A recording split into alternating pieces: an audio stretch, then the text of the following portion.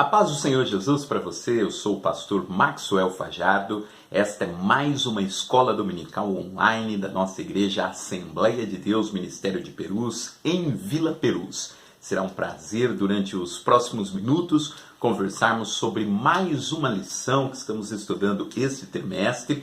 Lembrando a você que nesse trimestre estudamos a carta de Paulo aos Efésios, que é o tema proposto pela revista Lições Bíblicas da CPAD. Está aqui a Igreja Eleita, a carta de Paulo aos Efésios é o tema desse trimestre. E hoje, especificamente, nessa semana, estamos estudando a lição de número 5, Libertos do Pecado para uma Nova Vida em Cristo. Então eu convido você a nós estudarmos este tema, que são os primeiros versículos do capítulo 2 da carta de Paulo aos Efésios. E para tanto, eu quero convidar você para que façamos a leitura do texto bíblico da lição, mais especificamente, capítulo 2 da carta de Paulo aos Efésios, do versículo 1 ao versículo 10, que diz o seguinte: E vos vivificou, estando vós mortos em ofensas e pecados, e em que noutro tempos andastes, segundo o curso deste mundo,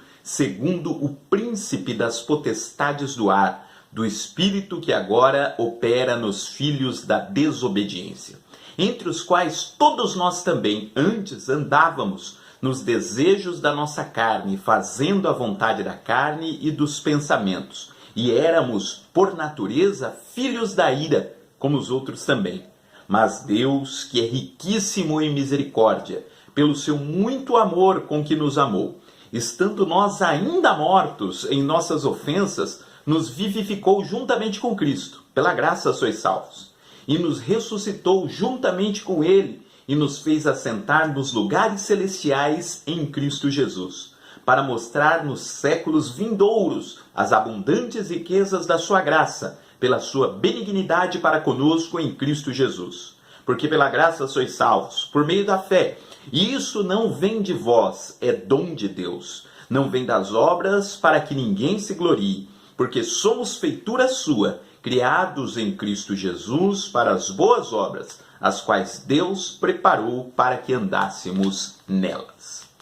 Dando sequência, então, ao nosso estudo na carta de Paulo aos Efésios, nós chegamos agora ao capítulo 2. Eu quero observar com você cada um desses 10 versículos, que é a seção que nós vamos estudar hoje, começando pelo versículo 1, em que Paulo diz aos irmãos lá de Éfeso: E vos vivificou, estando vós mortos em ofensas e pecados. É importante mostrar que esse capítulo ele é uma continuação daquilo que Paulo já estava falando nos versículos anteriores.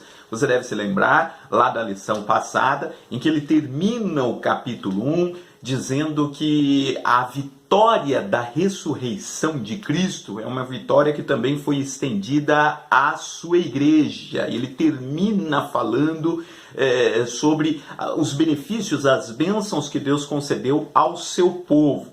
Então ele começa o capítulo 2 falando de mais algumas coisas que Deus operou em nós. Por isso que ele começa dizendo e vos vivificou, ou seja, é uma continuação daquilo que ele está acrescentando algo àquilo que ele já tinha falado no capítulo 1. E lembre-se, capítulo 1 ele termina falando justamente sobre todas as vitórias que Cristo concedeu a nós, nos fez assentar nas regiões celestiais em Cristo, nos fez parte do corpo de Cristo, e tudo isso só foi possível por conta dessa expressão, e vos vivificou. Só é possível nós estarmos ligados em Cristo, só é possível nós sermos corpo de Cristo, só é possível nós estarmos assentados nas regiões celestiais em Cristo, que é outra expressão que vai aparecer também na carta aos Efésios, porque nós recebemos vida da parte de Deus. Ele diz que Deus nos vivificou, estando nós mortos em ofensas e pecados. Esse versículo fala de vida e morte, e que estar em Cristo significa ter recebido vida da parte dele. É importante nós pensarmos como nós podemos entender essa ideia de vida aqui nesses versículos. o que vem a ser vida, o que vem a ser morte, nesses termos que aparecem aqui no versículo 1. Ele diz que nós estávamos mortos em ofensas e pecados. Uma das formas como nós podemos entender morte neste versículo é pensar morte como separação. Porque a morte é uma separação. No caso da morte no sentido físico, é uma separação física. Quem morre está separado de todos nós, não é? A morte traz uma separação entre as pessoas, né? Uma separação definitiva no que diz respeito a estar conosco aqui nesta terra. E quando ele diz que nós estávamos mortos em pecados, então a gente pode pensar morte no sentido de separação. Quem está morto está separado dos demais. E quando diz que nós estávamos mortos em pecados, nós podemos entender que nós estávamos totalmente separados de Deus. Lógico que aqui ele não está falando de morte no sentido físico. Ele está falando de uma ruptura total que o homem tinha em relação a Deus. O homem estava morto para Deus. E a gente às vezes usa essa expressão morte em outros sentidos. Você já deve ter visto, espero que isso nunca tenha acontecido com você, mas você já deve ter visto às vezes alguma pessoa que tem uma briga muito séria com outra e diz: olha, para mim você está morto. Ou seja, para mim é como se você não existisse. Cortou de fato todas as relações. É uma separação definitiva, é uma ruptura total. Então o apóstolo Paulo diz que ao estarmos desconectados de Cristo, ao estarmos desconectados de Deus, nós estávamos mortos para Ele. Estar morto em pecados, conforme aparece nesse versículo, significa estar totalmente desconectado de Deus. Significa estar totalmente separado de Deus. Significa estar vivo fisicamente, mas estar morto para Deus. É como se Deus não existisse para o fulano. Porque ele não tem nenhum tipo de relação, não tem nenhum tipo de contato, não tem nenhuma proximidade com ele. Então o texto aqui diz que nós estávamos mortos em nossas ofensas e pecados. A partir do momento que nós vivíamos em pecado, nós estávamos, por natureza, separados de Deus, morto para Deus. Deus não representava nada para este homem que o apóstolo Paulo diz aqui antes. Havia uma ruptura total entre Deus e os homens. E diz que essa morte era causada por conta das ofensas e dos pecados. No comentário da revista, para você que tem a revista aí no tópico 1, o pastor Douglas Batista, que é o comentarista da lição, diz que esta palavra ofensa, no grego, tem o sentido de passo em falso de forma deliberada. Então veja, Paulo diz aqui no versículo que nós estávamos mortos em nossas ofensas e pecados. O que vem a ser essas ofensas? A ofensa é o passo em falso de forma deliberada. É nós, de fato, provocarmos algo que vai desagradar a Deus. É um passo em falso de forma deliberada. Veja, quando nós ofendemos alguma pessoa, nós estamos tomando uma decisão, nós estamos praticando um ato que a gente sabe que vai mexer com aquela pessoa. Isso é uma ofensa. A ofensa tem a ver com uma ação. Você age de tal forma que traz um desconforto, que traz uma tristeza para outra pessoa. E a Bíblia está dizendo aqui que ao estar longe de Deus, ao estar morto para Deus, nós o estávamos ofendendo, nós estávamos dando um passo em falso de forma deliberada. E ele diz que nós estávamos mortos em nossas ofensas e em nossos pecados. E esses pecados, ele diz aqui no versículo 2, em que no outro tempo andastes. Essa expressão andar ela é fundamental nesse texto, porque ela vai aparecer aqui nesse versículo 2 e um pouquinho mais para frente ela vai aparecer novamente indicando outra coisa. Mas aqui, quando ele diz que nós andávamos no pecado, ele está dizendo que o pecado vai além apenas da ideia de atos praticados, mas tem a ver com um caminho de vida. O pecado é mais do que a soma de coisas erradas que nós fazemos. Às vezes a gente tem a ideia de que o pecado, ele resume-se a isto. É a soma de coisas erradas. Como se ao terminarmos a nossa vida, pudesse ser feita uma conta do número de pecados que a gente tenha cometido.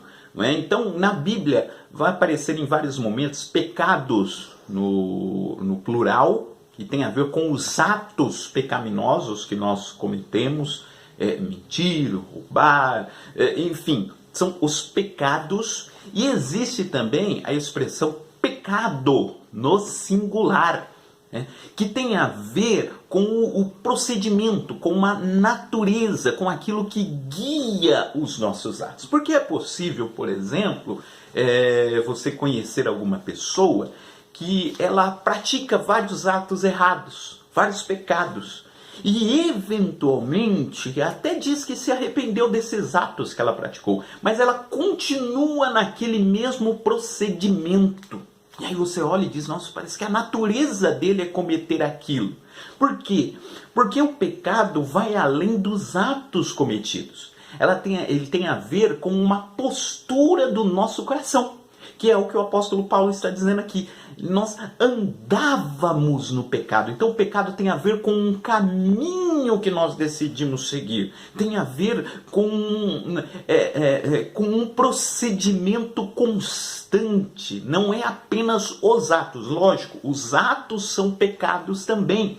Mas ele está dizendo que além desses atos, existe uma natureza pecaminosa. Nós andamos no pecado, ou seja, é algo que fazia parte do nosso cotidiano. Era a base a partir do qual a nossa vida se desenvolvia.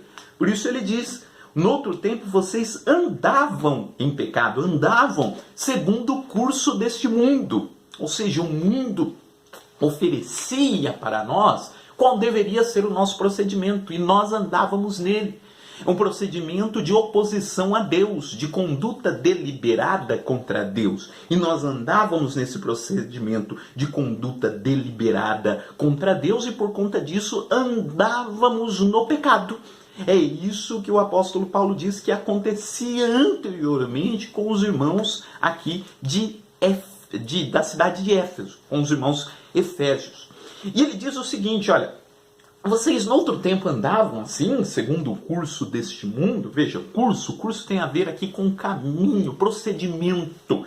Havia um procedimento que vocês seguiam, que era um procedimento de pecado. Segundo o príncipe das potestades do ar, do espírito que agora opera nos filhos da desobediência. Segundo o príncipe das potestades do ar. Esse tema vai voltar depois no capítulo 6, que é inclusive a última lição deste trimestre. Mas ele está dizendo o seguinte, esse procedimento do pecado é um procedimento que recebe a aprovação do príncipe das potestades do ar. Ou seja, ele está falando aqui do próprio diabo. Há uma aprovação demoníaca para este procedimento, por esse caminho de vida que faz oposição a Deus.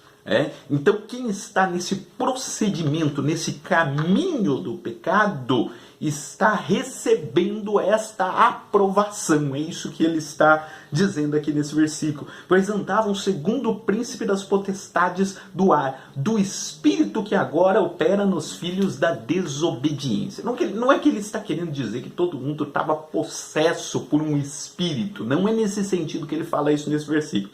Ele está querendo dizer que este mundo, né? Esse caminho, esse proceder que faz oposição a Deus, ele segue os princípios desse espírito que agora opera nos filhos da desobediência. Ou seja, não é um caminho projetado segundo a vontade de Deus. É um caminho que não agrada a Deus, mas que agrada ao príncipe das potestades do ar. É isso que ele está falando no versículo 2. E ele prossegue explicando como era esse procedimento, esse pecado anteriormente cometido. Ele diz no versículo 3, entre os quais todos nós também antes andávamos, nos desejos da nossa carne, fazendo a vontade da carne e dos pensamentos, e éramos por natureza filhos da ira, como os outros também. Veja, entre os quais todos nós também andávamos. Veja, não é que Paulo está fazendo uma crítica apenas aos irmãos de Éfeso, dizendo para os irmãos de Éfeso, olha, coitados de vocês, vocês eram os únicos nessa vastidão do Império Romano que desobedeciam a Deus, que estavam neste caminho de pecado. Paulo diz, não, todos nós andávamos nesse caminho de desaprovação a Deus. Por isso que ele diz que éramos por natureza filhos da ira. O ser humano, conforme nós já dissemos aqui em outras aulas, eu costumo comparar o ser humano na sua condição natural com um carro que está com um problema no alinhamento. Você já teve ou já andou num carro desalinhado, já dirigiu um carro desalinhado, um carro que precisa passar lá pelo alinhamento, pelo balanceamento? É aquele carro que você está dirigindo ele, mas ele naturalmente puxa para um lado. Se você soltar a mão do volante, ele naturalmente pende para a direita ou naturalmente pende para a esquerda. O que não seria natural no carro, né? Seria natural do carro você soltar a direção e ele permanecer reto, né? E o ser humano é assim. Ele tem uma pendência já para o pecado. E Paulo diz, olha, isso não é só com vocês não, irmãos de Éfeso. Não estou dando uma bronca particular, lembrando do passado de vocês, no sentido de dizer que vocês eram os únicos culpados nisso tudo. Ele diz, todos nós andávamos neste procedimento. Este é um problema universal. Todos os seres humanos estiveram ou estão neste caminho de desaprovação a Deus. E é algo que envolve, olha, os desejos da nossa carne, fazendo as vontades da carne e dos pensamentos. Paulo não está falando que era só um problema que tem a ver com os nossos impulsos, com os nossos maus desejos, no sentido dos nossos impulsos sexuais, ou impulsos... Ele está dizendo que é mais ainda do que isso. Ele diz que é algo que envolvia tanto a nossa carne quanto o nosso pensamento. Ou seja, os nossos impulsos para fazer coisa errada, mas também todo o nosso ser, tudo aquilo que nós pensávamos. Ou seja, ele diz que há uma conexão entre o que nós pensamos e o que nós fazemos. E todo esse nosso todo, né, essa conexão entre carne e pensamentos, todo ele estava corrompido. Né? Então, veja, nós seguimos a vontade da carne e dos pensamentos. E por conta disso, éramos por natureza, então veja aquilo que eu falei, naturalmente pendíamos para o pecado. Éramos por natureza filhos da ira, como os outros também. Veja, a expressão filho, né, na Bíblia muitas vezes significa alguém que tem as características de algo. Então veja, Jesus, por exemplo, chamou lá de 2 dos seus discípulos de filhos do trovão. O que ele quis dizer com isso? Os 2 eram muito agitados. Então a característica do trovão parece que existia neles também. Então eles eram filhos do trovão. A Bíblia vai usar em algum momento, por exemplo, a expressão filhos da paz. O que quer dizer isso? São pessoas que têm a paz como sua característica. E nesse versículo, ele está dizendo que nós éramos filhos da ira. Ou seja, a ira era uma das características nossas, antes de nós nos encontrarmos com Cristo. Mas que ira ele está falando aqui? A ira de Deus. O juízo divino, a ira de Deus já fazia parte das nossas características. Por quê? Biblicamente, nós podemos afirmar que uma das formas de Deus julgar as pessoas é fazer com que as pessoas permaneçam no seu erro. Às vezes, uma das formas de Deus nos julgar não é nem mandando uma praga sobre nós. É permitir que o desejo do nosso coração continue acontecendo. Deus nos mantém no desejo do nosso coração e nós mesmos acabamos percebendo a consequência disso. É o que Deus fez lá com o faraó, né? Endureceu o coração de faraó. O coração de faraó já era endurecido. E Deus permitiu que ele continuasse nesse coração endurecido. E veja como é que ele terminou. Então só o fato de Deus deixar que a gente cumpra o desejo do nosso coração já é uma forma do juízo divino sobre nós. Já passou por essa experiência? Quando você está educando o seu filho e o seu filho quer fazer alguma coisa que você sabe que é errado, que vai dar errado, e você não precisa castigar. Você diz, não, faz. Pode continuar fazendo o que você quer. E aí lá no final ele mesmo vai ser julgado pelas suas próprias ações. Então é isso que está dizendo aqui no texto, né? Nós éramos filhos da ira. Deus deixar que a gente cumpra o desejo do nosso coração e a gente próprio vai receber,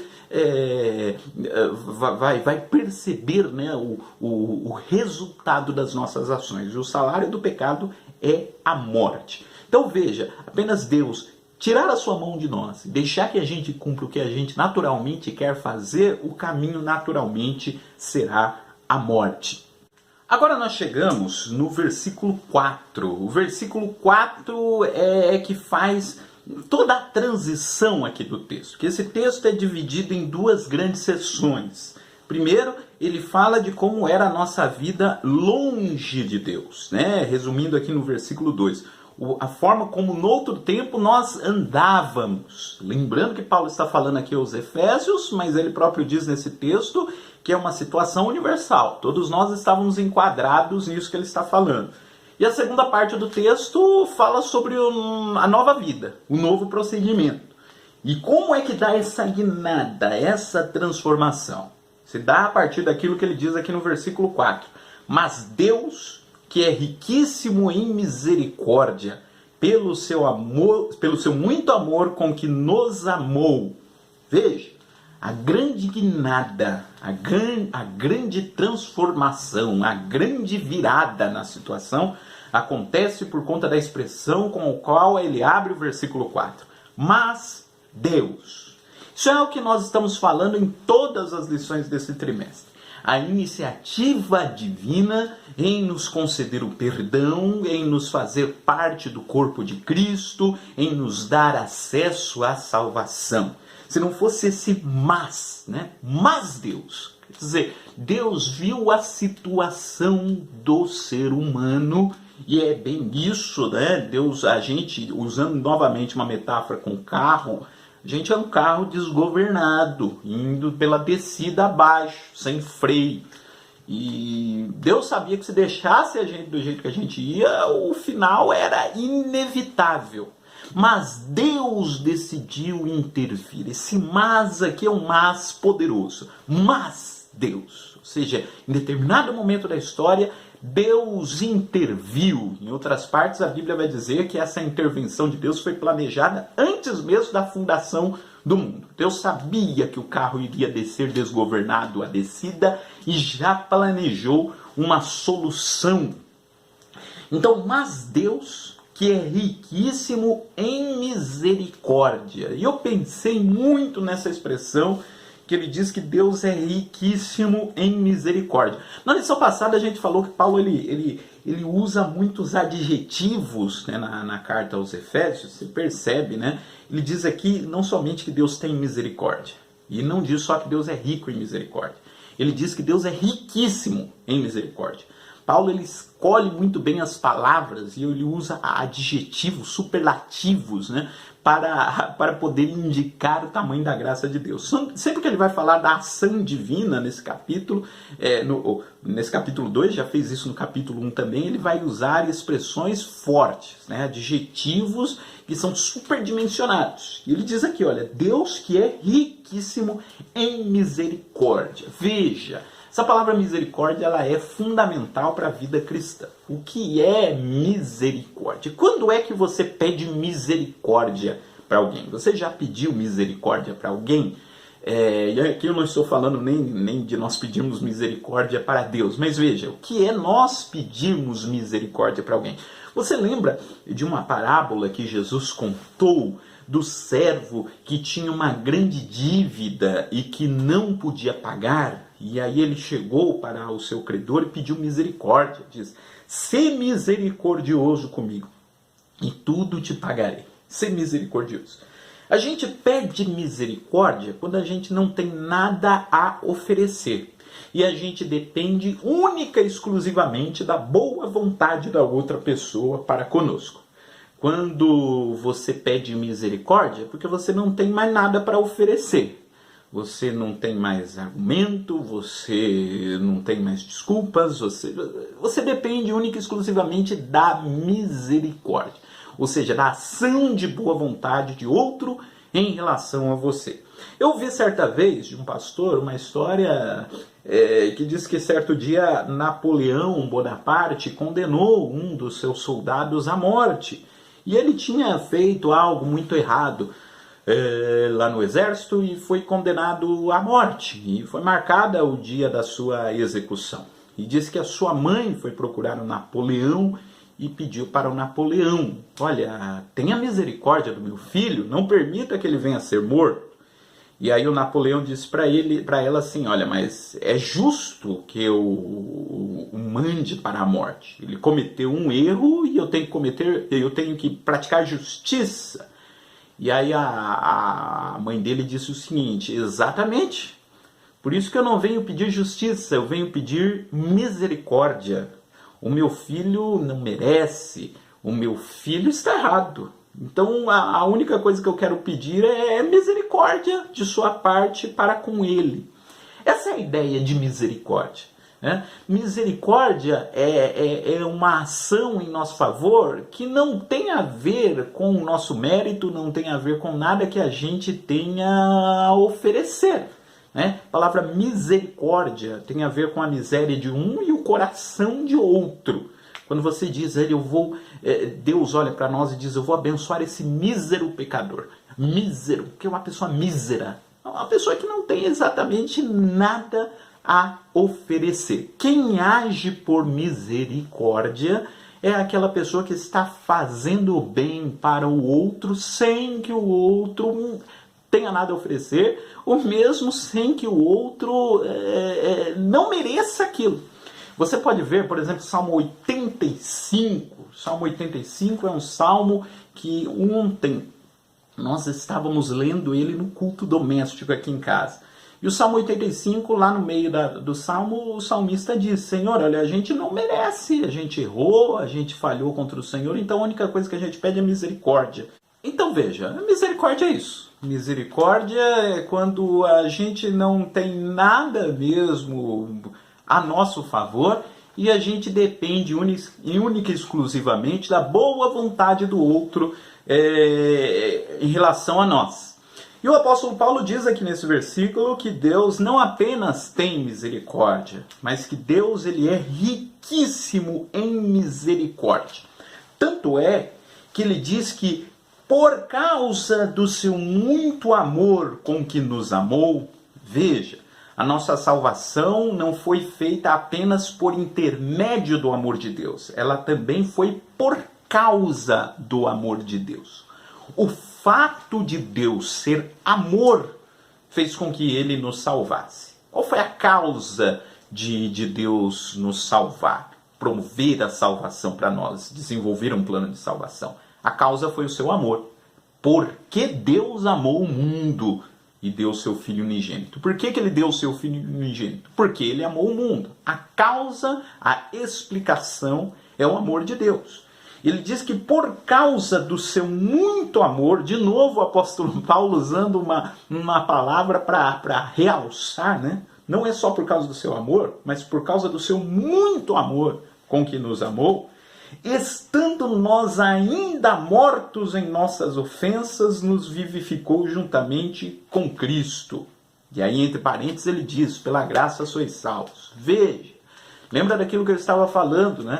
A misericórdia é você depender inteiramente da boa vontade do outro. O apóstolo Paulo diz, olha o tamanho da boa vontade de Deus para conosco. Quando Jesus nasceu, né, os anjos cantaram paz na terra, boa vontade para com os homens. Boa vontade para com os homens. Deus quer fazer bem aos homens.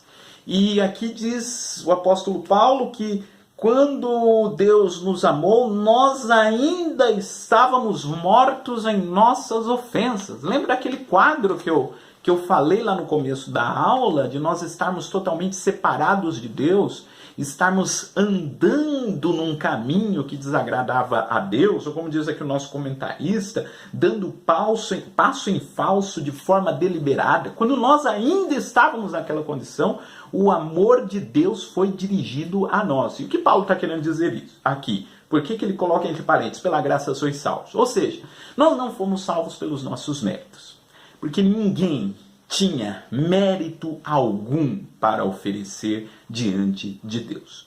Tanto é que todos nós fomos amados por Deus antes que a gente pudesse oferecer alguma coisa. Então veja, Deus não te amou porque você é um bom pregador, porque você é um bom cristão, porque você é uma boa pessoa. Porque o apóstolo Paulo diz que quando Deus nos amou, nós não éramos nada disso. Nós não tínhamos nada, absolutamente nada para oferecer. Ou seja, a salvação ela não é baseada em mérito algum que nós tenhamos. Ela é pela graça. E aqui Paulo vai inserir um conceito que é fundamental em toda a teologia cristã, é fundamental em todo o processo da salvação, que é a graça, o favor imerecido da parte de Deus para conosco. Ou seja, a ideia de que a nossa salvação não é conquistada por nós. É um desejo de Deus que nós nos salvemos e nós respondemos a este desejo, né? E veja, não é porque a gente tenha acumulado alguma coisa que nos permite que nós sejamos salvos. A salvação não é baseada no acúmulo de nossas boas obras, porque quando Deus nos amou, nós não tínhamos nem obras alguma para oferecermos diante dele. Essa é a doutrina da graça, do favor imerecido. Tem um exemplo que eu sempre gosto de usar quando eu vou falar de graça. Os irmãos que já me ouviram falar em outras ocasiões, com certeza já devem ter ouvido eu falando esse exemplo. Então pegue uma pessoa que está servindo a Deus durante anos e anos a fio. Uma pessoa que é um servo de Deus fiel, está lá agradando a Deus, fazendo tudo que deve ser feito. E a gente olha para aquela pessoa e diz, ele vai para o céu, ele está salvo. E aí na mesma igreja em que está aquele irmão, está tendo um tiroteio lá na frente da igreja, e no meio lá do tiroteio entra alguém ensanguentado, dando seu último suspiro de vida, entrega a sua vida para o Senhor Jesus, o Senhor o salva. E ele foi salvo. E ele tem a mesma salvação que aquele irmão que passou vários anos da sua vida servindo a Deus tem. E veja só, parece que nós somos encaminhados para o seguinte raciocínio. Um deles acumulou uma série de boas obras, fez uma série de coisas boas ao decorrer da vida, serviu a Deus com fidelidade, e o outro apenas nos últimos minutos da sua vida. E os ambos serão salvos. E aí que é a grande questão da graça. o primeiro, ele não foi salvo por causa das coisas que ele fez. Ele foi salvo pela graça de Deus, da mesma maneira que o outro, que há poucos minutos da sua morte reconheceu a Cristo como Salvador e também foi alcançado pela mesma graça. A graça é que alcançou tanto um quanto o outro, porque pode parecer para nós que o primeiro merecia e o segundo não merecia, e parece que cria-se uma situação de injustiça.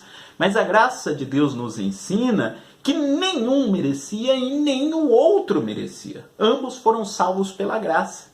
É claro que o primeiro teve um privilégio muito maior de servir a Deus durante toda a sua vida. Nele se cumpriu o que está no versículo 10. Eu vou acabar pulando aqui já para o versículo 10, que diz que Deus criou as boas obras de antemão para que andássemos nelas.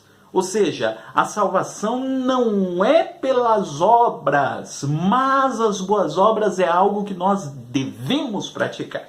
Deus fez as boas obras para que nós pudéssemos andar nelas. Ou seja, as boas obras não são o que causam a salvação. Não é o pagamento pela salvação. Não é o meio pelo qual alcançamos a salvação. Mas é o resultado da salvação. E graças a Deus, porque o primeiro irmão teve bastante tempo para apresentar esse resultado, essas consequências dele ser salvo. Mas não foi isso que fez ele ser salvo. Então perceba, isso é a graça que o apóstolo Paulo está dizendo. Todos nós fomos salvos pela graça. E não apenas salvos pela graça, veja o que ele diz no versículo 6. Ele nos ressuscitou juntamente com ele e nos fez assentar nos lugares celestiais em Cristo Jesus. Veja, ele nos ressuscitou juntamente com ele. Essa expressão juntamente quer dizer que Deus fez com que nós estivéssemos ligados à vitória de Cristo, que Cristo conquistou na cruz. Lembra que na aula passada, inclusive para você que não assistiu a aula passada, você pode encontrá-la aqui no nosso canal, lição 4, nós falamos sobre a ressurreição de Cristo, maior milagre da história. E aqui está dizendo que Cristo foi ressuscitado e nós também fomos ressuscitados com ele. Cristo foi ressuscitado no seu sentido físico. E nós, no momento em que entregamos a nossa vida a Jesus, lembra que nós falamos lá no começo que nós estávamos separados de Deus, mortos, separados.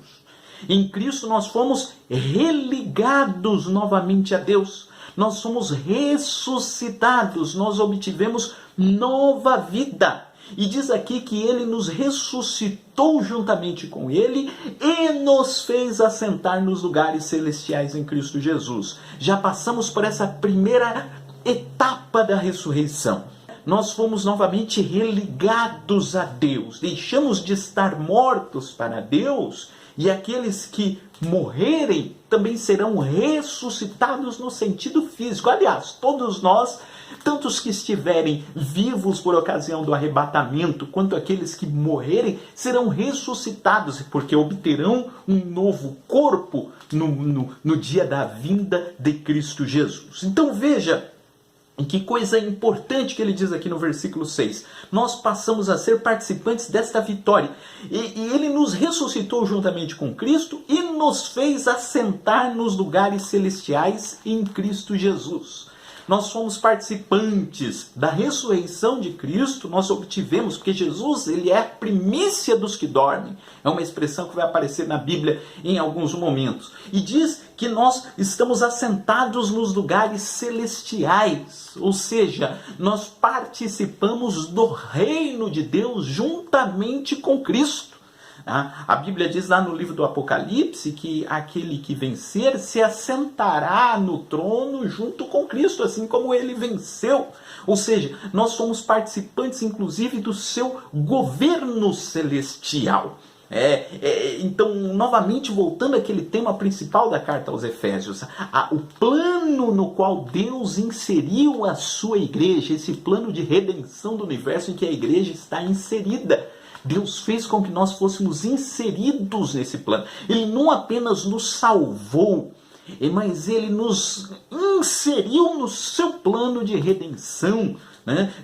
De forma ativa, fez que nós fôssemos participantes, nós nos tornamos o corpo de Cristo, ou seja, Cristo é quem governa todo o universo, governará o universo de forma plena, e nós somos o seu corpo, nós fazemos parte deste governo. Ele nos fez assentar nos lugares celestiais, não por nós mesmos, ele volta a afirmar no versículo 6, mas em Cristo Jesus, por causa dele, por causa da ação dele, veja, não mais por causa dos nossos méritos, mas por causa dos méritos que Cristo conquistou na cruz do Calvário. E por que Deus fez isso? Esse versículo 7 é muito bonito. Para mostrar nos séculos vindouros as abundantes riquezas da sua graça, pela sua benignidade para conosco em Cristo Jesus. Veja o que Paulo está propondo aqui. Ele diz que Deus nos salvou para mostrar nos séculos vindouros as abundantes riquezas da sua graça. Ou seja, nós iremos reinar com Cristo eternamente, estaremos com Ele eternamente no céu, e isso será uma demonstração do tamanho das riquezas da graça de Deus. Nós seremos, durante toda a eternidade, uma demonstração do que a graça de Deus pode fazer. Suponhamos que houvesse essa possibilidade de alguém olhar para a igreja reinando com Cristo durante toda a eternidade e perguntasse, mas como é que eles estão aqui? Como é que eles entraram aqui no céu? E alguém diria, foi por causa da graça de Deus. E alguém poderia dizer, eles não mereciam. E aí a resposta seria exatamente, eles não mereciam. Foi simplesmente por causa da graça de Deus que eles alcançaram. Existe um hino muito antigo, né? Que eu cantava quando era criança, e dizia, né? Quando terminar essa vida e lá no céu eu chegar, haverá uma multidão de irmãos esperando para me abraçar. E perguntarão uma voz olhando para mim, conta-nos como você, irmão, venceu e chegou aqui. E eu responderei, foi pela graça, a abundante graça de Deus. E é isso que Paulo está dizendo. Nós seremos durante toda a eternidade a demonstração do que a graça de Deus pode fazer. Glorificaremos a Deus durante toda a eternidade como uma demonstração do que é o seu amor para conosco. A graça de Deus que começa conosco nessa vida e vai até a eternidade. Versículo 8. Porque pela graça sois salvos, por meio da fé. E isso não vem de vós, é dom de Deus. Veja, a salvação acontece por meio da graça, né? A salvação é pela graça, por meio da fé. Então imagina, a fé é a ferramenta que Deus nos disponibiliza para que nós possamos participar da sua graça. Imagine que a graça é como se fosse uma torneira jorrando água, e para beber dessa água a gente precisa de um copo. E que copo é esse? Esse copo é a fé. Então, por meio da fé, a gente tem acesso à graça de Deus. E, inclusive, esse próprio copo, que é a fé, nós obtivemos da parte de Deus. É Deus quem nos providencia esse copo para nós irmos até a fonte e bebermos da água, que é a graça. E como a gente adquire esse copo? Ouvindo a palavra de Deus. Diz a Bíblia lá em Romanos 10:17, que a fé vem pelo ouvir e ouvir pela palavra de Deus. Ao ouvirmos a palavra de Deus, a gente adquire esse copo, que é a fé, com o qual a gente vai até a graça e recebe da graça e se alimenta da graça. Veja, a salvação é pela graça, por meio da fé. E de novo ele diz, isto não vem de vós, é dom de Deus. É Deus quem nos deu, inclusive, a fé para que a gente possa se apropriar da graça de Deus. Então essa é a ideia da graça, né? Essa ideia da graça é que tudo depende de Deus. Nós, um certo dia, demos ouvido, acreditamos nesse chamado de Deus para a salvação, e como nós demos ouvido, Deus nos deu todas as ferramentas necessárias para que a gente pudesse alcançar a salvação. Então a salvação não é um esforço humano, Não, a salvação é a resposta que nós demos a esse chamado. Deus já fez todo o projeto da salvação. E quando nós o aceitamos, nós temos acesso a esta graça que Ele providenciou por meio de Cristo. No versículo 10 ele diz, então primeiro no 8 ele fala que isso não vem de vós, é dom de Deus, dom presente, carisma, né? Ou seja, o presente que Deus deu para nós. E no versículo 9, não vem das obras para que ninguém se glorie. Se a salvação fosse pelas obras, então você poderia chegar lá no céu e poderia ficar uma comparação entre quem fez mais boas obras, quem não fez. Não é o assunto da lição de hoje, mas a lei de Moisés, um dos objetivos dela é mostrar que pelas obras ninguém conseguiria se salvar. Porque a lei elencava uma série de obras que o homem poderia fazer para agradar a Deus. E ninguém conseguiu cumprir todas aquelas obras de modo a agradar a Deus. Porque a salvação não vem pelas obras. Nós não conseguiríamos fazer isso. E se a salvação fosse pelas obras, a gente poderia se garantir. E dizer, eu me garanto diante de Deus porque eu sou bom. Porque eu sou piedoso. Porque eu sou salvo, eu sou crente, porque eu me garanto. E aí Paulo diz, não, ninguém se garante. É Cristo quem garante as coisas por nós. Porque a salvação não vem pelas obras, justamente para que ninguém se glorie. A gente vai se gloriar em Deus. Então veja, todos nós fomos salvos pela mesma graça. Eu, você, todos nós que recebemos o chamado de Deus, né, nós somos salvos por conta do grande amor que Deus demonstrou para conosco. E versículo 10, para concluir, porque somos feitura sua, criados em Cristo Jesus para as boas obras, as quais Deus preparou para que andássemos nela. Eu já tinha adiantado esse versículo 10. Eu não estou dizendo que a gente deva dispensar as boas obras. Se a salvação não é pelas obras, então a gente não precisa de boas obras. E aqui Paulo diz, não, nós precisamos de boas obras. O apóstolo Tiago ele diz que a fé sem obras é morta. Ou seja, a gente foi salvo por meio da fé. Né? A gente foi salvo pela graça mediante a fé.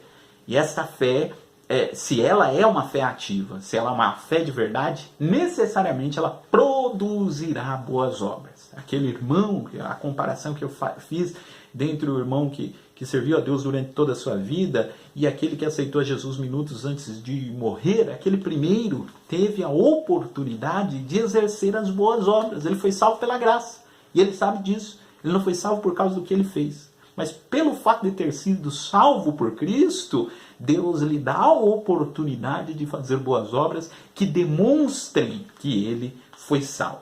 Então, esse é o papel das obras na nossa salvação. E nós somos salvos não pelas nossas obras, mas pela obra de Cristo, que foi consumada na cruz do Calvário. Amém, meu querido?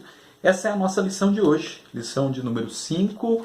Lição gloriosa, né? Lição gostosa de... Para mim, eu estou me sentindo assim bastante empolgado explanando esse texto. Espero que o seu coração esteja se enchendo de alegria, como está o meu aqui ao falar. Eu te convido a estar conosco na próxima semana. Na próxima semana, nós vamos continuar no capítulo 2 de Efésios. O tema da próxima lição é a condição dos gentios sem Deus. Uma lição bastante interessante. Vai nos falar sobre a relação entre judeus, gentios, como que se estabelece essa relação na igreja. Então, te convido a estar conosco na próxima aula, te convido a deixar o seu comentário aqui no vídeo, caso surja alguma dúvida, enfim, fique à vontade. E é uma bênção poder ocupar esse espaço também para podermos falar da palavra de Deus. Eu quero orar agora com você. Amado Deus, glorioso Pai, nós te louvamos e te engrandecemos. Muito obrigado pela vida desse teu servo, dessa tua serva que está nos acompanhando.